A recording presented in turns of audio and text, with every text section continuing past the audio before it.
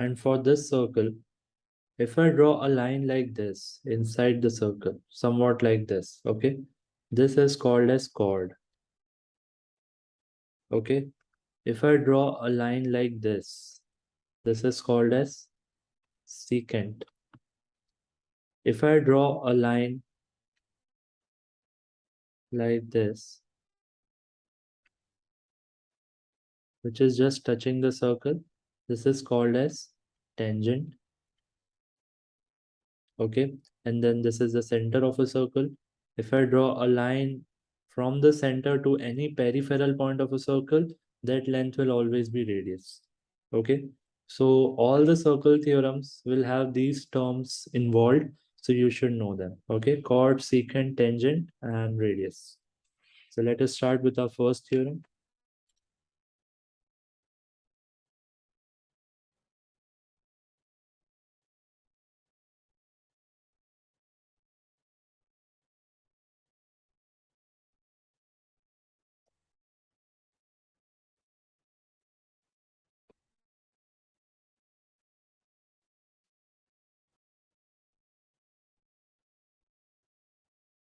Angle in the same segment are equal. Now, what is the meaning of segment? So as I told you that we have to use all the terms which I discussed just now only. Okay. So in that there was a chord. Okay. So for a circle, let's say this is AB. Okay. So this chord is actually dividing the circle into two parts. Okay. This below portion, which I am shading with green, this is called as segment. Okay, this is the minor segment, and the remaining part of the circle is called as major segment. So when we say angle in the same segment are equal, what does that mean? If I make any angle on the periphery of the circle from points A and B, as you can see in the diagram, then this angle, and if I draw the same angle, means if I draw the angle from the same point on any other part, they will be equal. So there will be infinite of such possible angles. I'll draw few of them. Like this is also one of the possibility, that will also be x.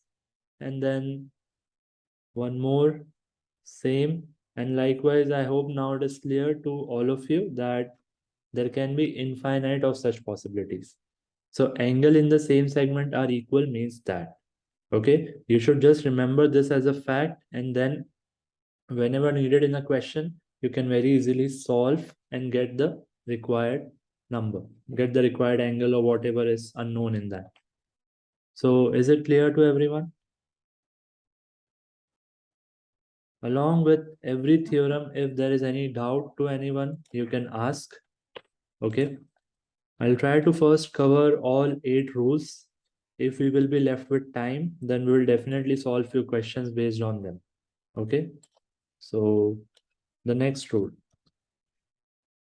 Opposite angles of a cyclic quadrilateral are 180. They are supplementary. Okay. So there are a few things which you should know over here, that when we say 180, sum of two angles is 180, means those two angles are supplementary. Okay. This is a term which you should know. When the sum of two angles is 90, then we call them as complementary angle. Okay. This is often, there's a confusion between supplementary and complementary. Okay.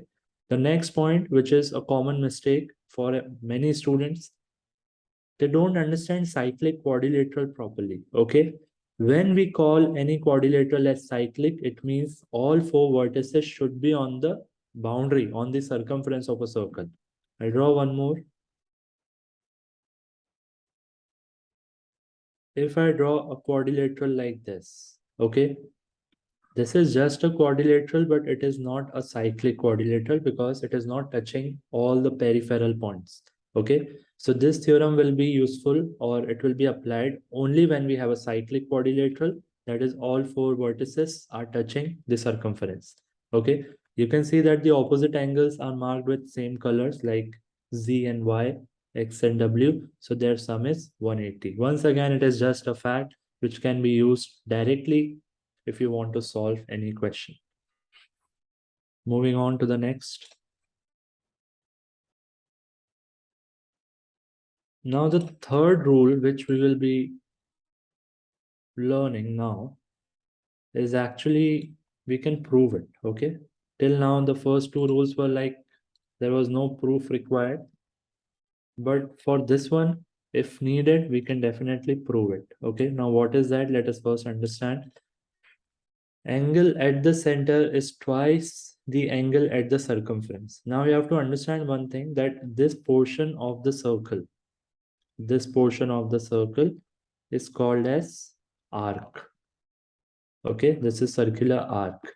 Now since this is a smaller arc, we also call it as minor arc, and the other one will become major arc. Okay, so let's say A and B are the points which are comprising the minor arc of the circle. So this minor arc is subtending an angle at the center. This is the center. Okay, that angle can be anything. The same arc will always subtend half the angle at any other part of the circle. So if the central angle is 2x, if you see that A and B is the same arc which is subtending any other angle on any other part of the periphery, that will be half of that. So there can be once again infinite of such angles. It is not only one. I'll draw a few of them. So since it is also formed from A and B only, that will also be half of the central angle.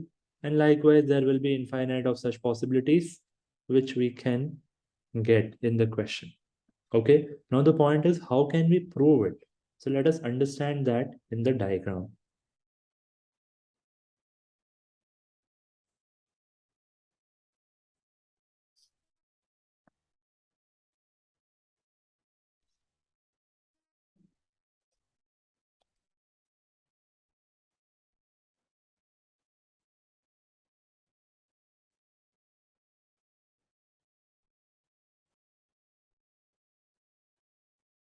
Okay, so in this diagram, let me draw 2 points A and B.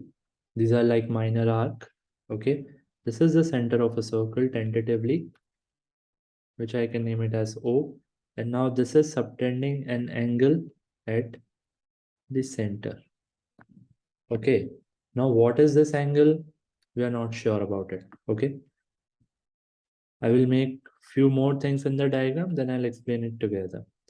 Now from the same, if I draw any other angle on the periphery, it will be like this.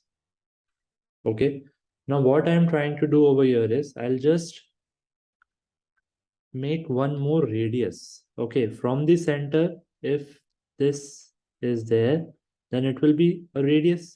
So I can see that there are 3 radius I have drawn in this circle.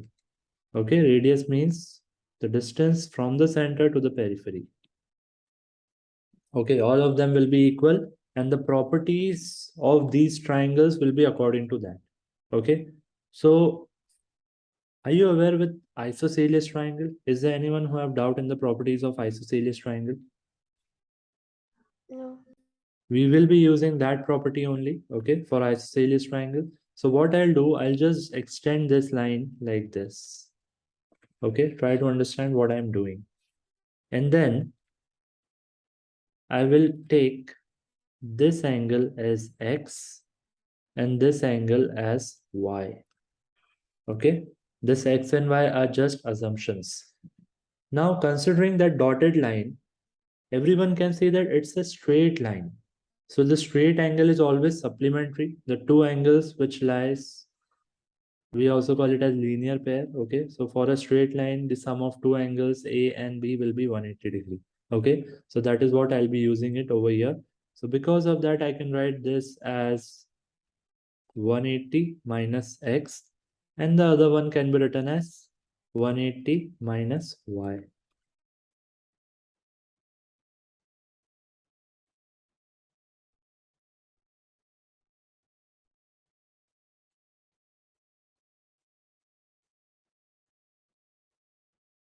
Okay, so till here, I'm hopeful that it is clear to all of you. Now we will be talking about these triangles, two triangles, which are actually isosceles triangle. Okay, so the first triangle AOC, if you look at that triangle carefully, the other two angles of that triangle will be equal. Okay, I can just name them as, let's say, theta and theta. Okay, if I write the angle sum property for that triangle, I will say theta plus 180 minus x is equal to 180. When I will solve it further, I will get the value as 2 theta is equal to x. 180 will be cancelled and x will go on the other side, that will become positive. The value of theta will be x by 2. Okay, at least I got the value of theta. I'll write it down as x by 2. Similarly, I'll work on the other side of the triangle, the other triangle. So in that another one, triangle is BOC. I will assume this angle as alpha. Okay, these are just letters. You can take any as per your choice. So alpha plus 180 minus y is equal to 180. That is angle sum property. So that will give me 2 alpha is equal to y and alpha will be equal to y by 2. So over here, I got alpha as y by 2. Okay. Now, if you try to visualize angle AOB, angle AOB is the central angle, that is x plus y. Just have a look at angle ACB. ACB is x by 2 plus y by 2, which can also be written as x plus y by 2. So I can say that this will be half of that central angle. Okay, just give me a minute. If you want to write anything, you can write. Okay, so moving on to the next theorem.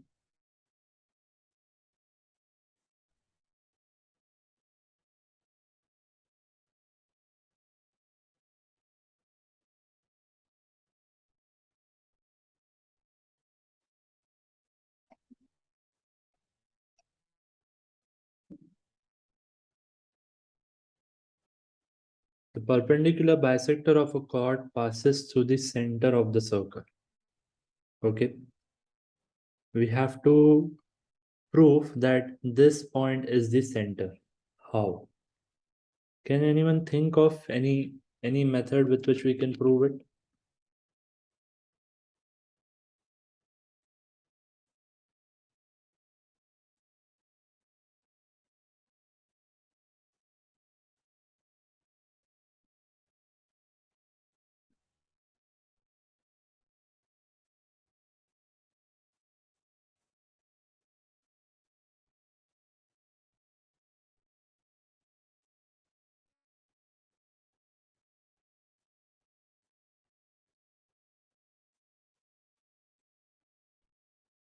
Okay, anyone with any method? How do we prove it?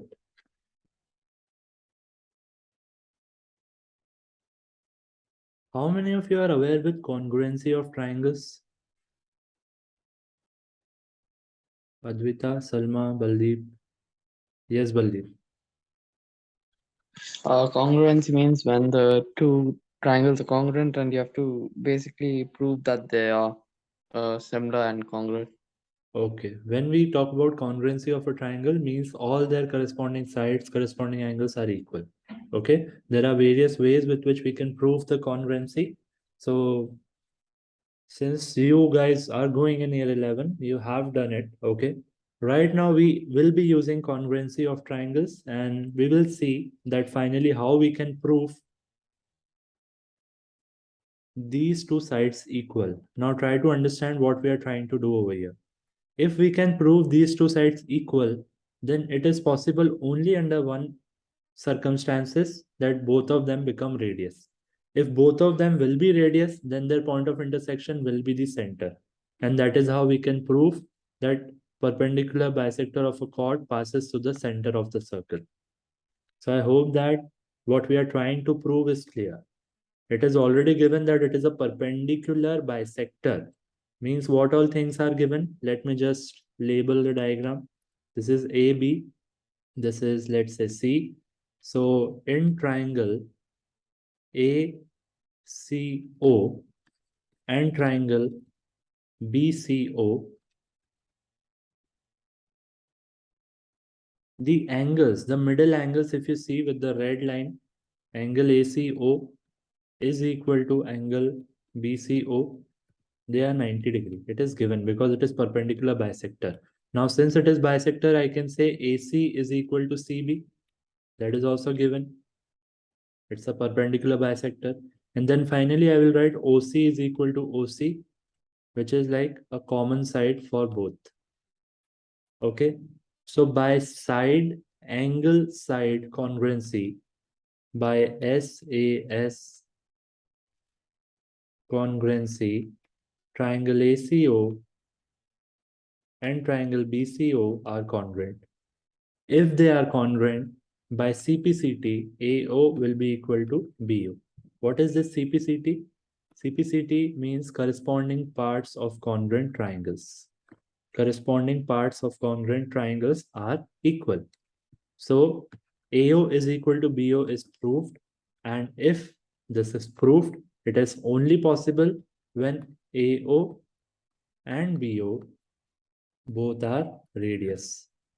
And if they are radius, then point of intersection of two radii, two lines, will be, hence I can say O is the center. Okay. So once again, this proof may not be asked directly, but the steps what we have done, it will be asked definitely in some or the other question. Okay, so you should be clear with how you have to use the congruency criteria in this chapter. So if there is any doubt in whatever I have written in the concept anywhere, you can ask.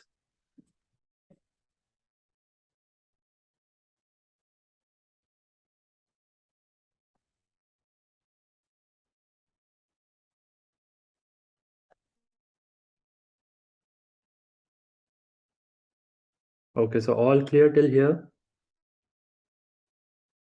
Yes, sir. Advita and Salma, Yes, sir. are you Yes, guys sir, there? it's Salma, you also demanded class at some other time. I meant this time actually, but it's Okay, fine. So this is the next rule, theorem 5 or rule 5. This is like a fact which you have to directly accept. Radius always meet at a tangent to the circle at 90 degree. Okay, this is very complicated statement. Bottom line is, from the center, if you draw a line, this green line, this is a radius. Okay, so radius at a point of contact, this P is a point of contact of the tangent and the circle. There will always be one if it is a tangent. So tangent at a point of contact is perpendicular to the line joining through center. Okay, I'll write that statement. Tangent at a point of contact is perpendicular to the line. Which line is this? Green line. To the line joining through center.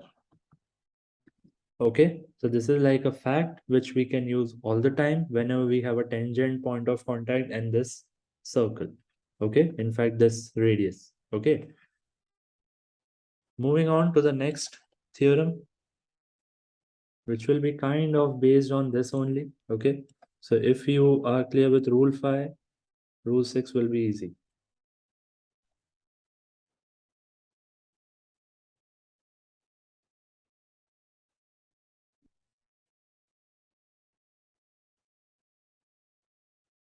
Tangents from the same point to a circle are equal in length. Okay, so this is also like one result, that this is the external point B, and from one external point, if you are drawing a tangent, point number 1, there can be maximum 2 tangents which you can draw, not more than 2.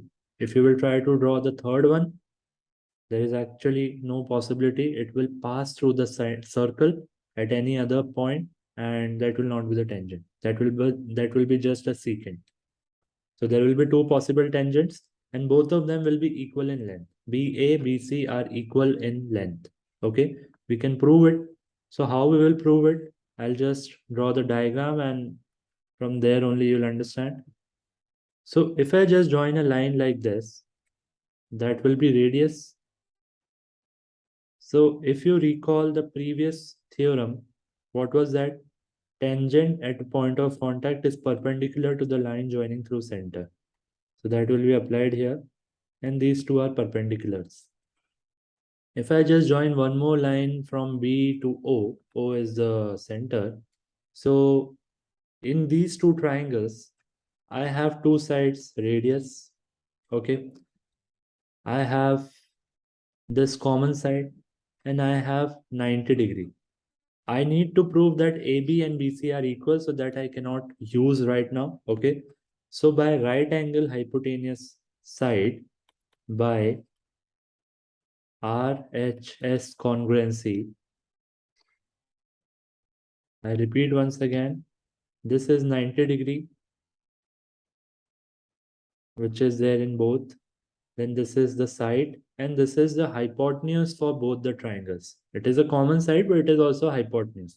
So by right angle, hypotenuse and side congruency, these two triangles are congruent, and by CPCT, AB will be equal to BC. So that is how we can prove it, that from one external point, whenever you're drawing tangents, they will be equal in length.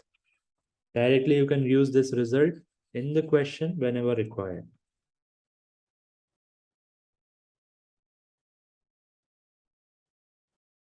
Now time to move on to the next theorem.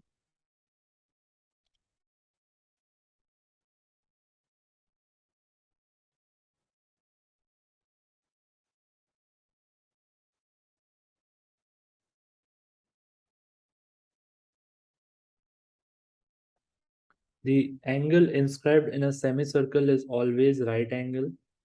This is actually one of the specialized result of rule number 3. Okay, in rule number 3, what was there? That from the arc, whatever is the angle subtended at the center, that will be twice of the angle subtended by the same arc at any other part of the circle. If I go back to this, we can consider this diameter as the arc, not diameter, this portion as the circular arc, and this circular arc is subtending 180 degree at the center. Okay, 180 degree at the center because it's a straight line.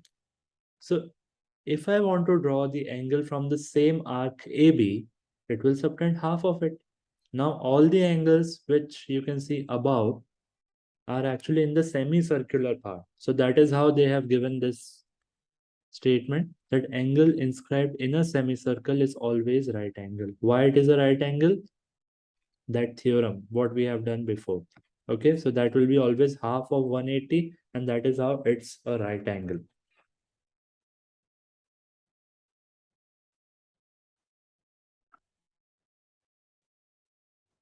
Last theorem.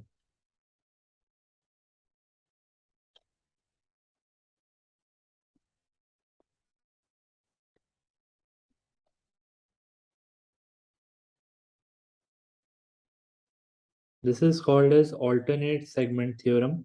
Okay, this one is bit weird and bit tricky because sometimes it will be difficult to identify the alternate angles.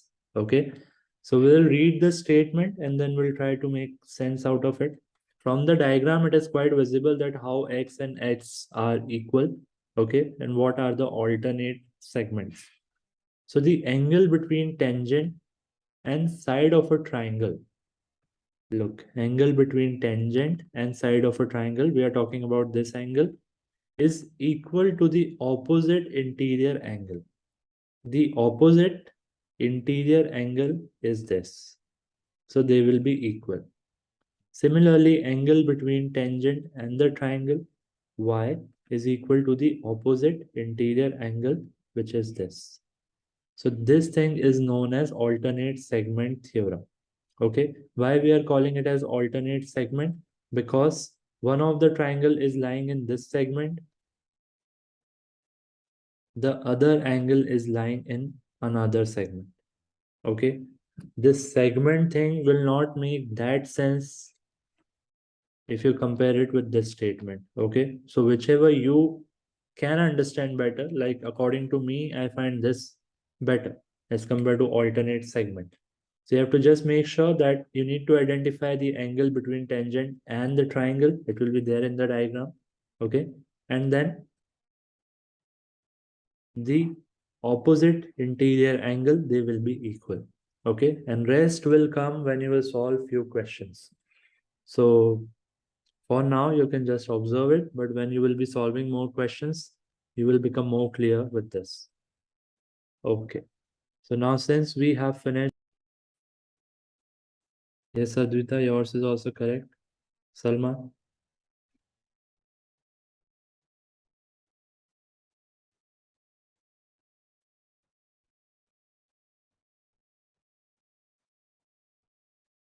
Okay, so the theorem used over here will be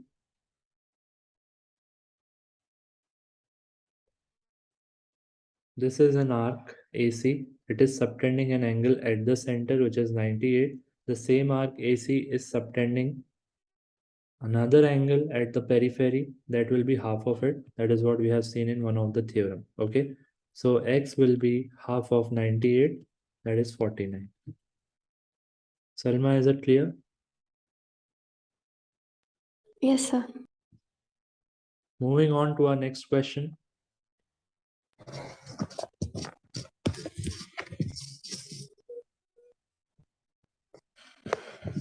Point A, B, C all lie on a circumference of a circle, and the line BC passes through the center. Work out the value of X. Okay, that is also very easy. Try.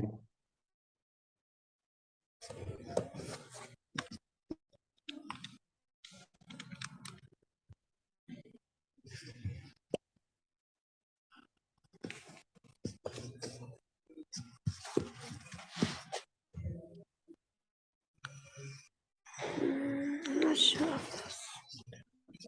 32.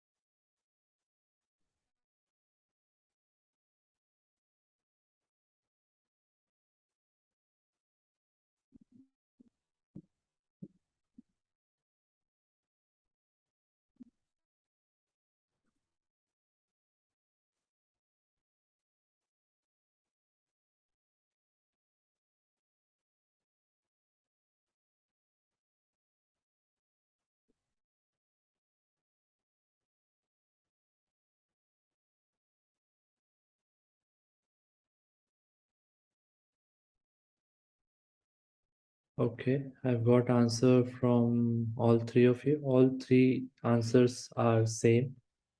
Most probably it will be correct. Let us see.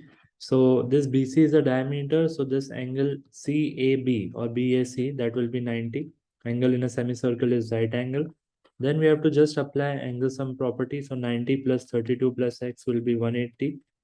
X will be equal to 180 minus 90 minus 32.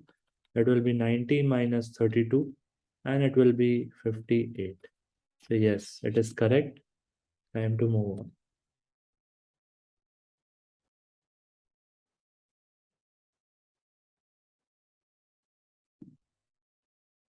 Okay, read this question carefully.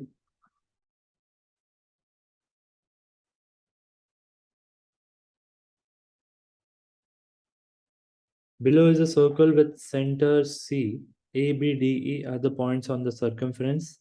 Okay, my first question is it a cyclic quadrilateral?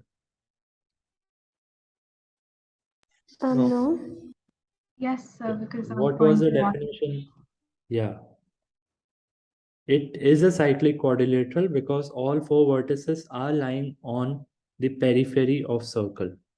Okay, that was the only definition. And BD is a diameter. So in a cyclic quadrilateral, we have means we can apply that theorem also, that angle in a semicircle is 90 degree. So this angle will be 90 degree. And then we'll use the property of cyclic quadrilateral to get this angle. Finally, they are asking which one? EDA. Yeah. Okay. So what I said right now will be the final answer. Okay. So I've told you the procedure, how to do it. I'll just wait for your answer, then I will solve.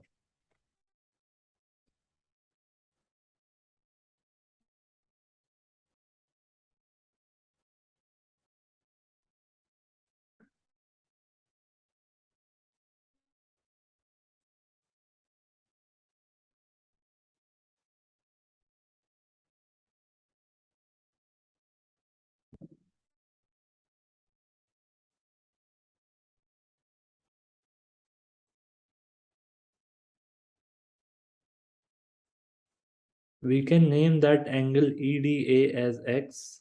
Let angle EDA be X. So I'll say that since ABDE